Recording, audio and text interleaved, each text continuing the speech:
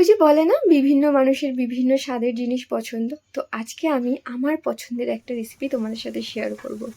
আজকে আমি বানাবো কচুরলতি চিংড়ি মাছ দিয়ে। এখানে অনেকেই কচুরলতিকে কচুর বইও বলে থাকে, তাই তোমরা কি বলে ডাকো আমাকে অবশ্যই জানিও। প্রথমেই আমি চিংড়ি মাছগুলোকে ভালো করে পরিষ্কার করে ছাড়িয়ে নিয়েছি আর নুন হলুদ মাখিয়ে রেখেছি। তারপরে কড়াইতে তেল দিয়ে সেটাকে কয়েক সেকেন্ডের জন্য ভেজে নেবো, মানে ওই 10 সেকেন্ড ম্যাক্সিমাম, কারণ চিংড়ি মাছ বেশি ভাজলে শক্ত হয়ে যায়। এটা আমি না, মা বলেছে। তো আমি চিংড়ি মাছগুলোকে তুলে নিচ্ছি আর কচুরলতিটাকে খুব ভালো করে ছাড়িয়ে আমি একটু নুন আর জলে সিদ্ধ করে নিয়েছি। সেটা আমি আলাদা করে রেখে দিয়েছি জল ঝরিয়ে। খুব বেশি সিদ্ধ করবো না, তাহলে কিন্তু যখন রান্না করবো তারপরে একদম নরম হয়ে যাবে, সেটা অতটা খেতে ভালো লাগবে না। তারপরে ওই তেলে আমি দিয়ে দিচ্ছি কালো জিরা ফোড়ন আর এই যে রসুন একটু হালকা থেতো করে দিয়ে দিয়েছি। তারপরে দিয়ে দিচ্ছি একটা পেঁয়াজ কুচিয়ে রেখেছিলাম, সেটা দিয়ে দিলাম। দিয়ে একটু ভাজা ভাজা করে নেব, তোমরা দেখতে পাচ্ছ ভিডিওতে। আগেই বলে রাখি, আমি কিন্তু প্রো রাঁধুনি তো দূরের কথা, রাঁধুনিও নয়। আমি জীবনে প্রথমবার এই কচুরলতি বানাচ্ছি, তো ভুল ত্রুটি কিন্তু আমাকে ক্ষমা করে দিও।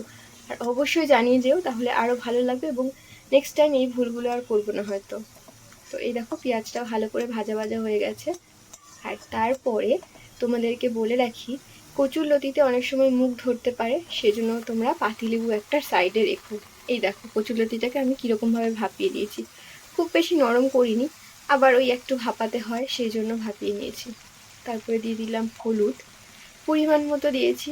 তারপরে দিয়েছি নুন, এটাও পরিমাণ মতো দিয়েছি, এক্স্যাক্ট মেজারমেন্ট আমি বুঝি না, তো সেই জন্য তোমরা আমাকে প্লিজ ক্ষমা করে দিও। তারপর এটাকে খুব ভালো করে নেড়ে নিলাম। আর তারপরে আমি এখানে দিয়ে দিলাম কাঁচা লঙ্কা, 4টে মতো কাঁচা লঙ্কা দিয়েছি।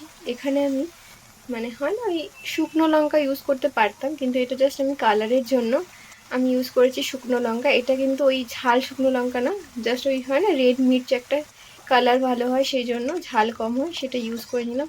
ব্যাস এটাই মোটামুটি রান্না কমপ্লিট।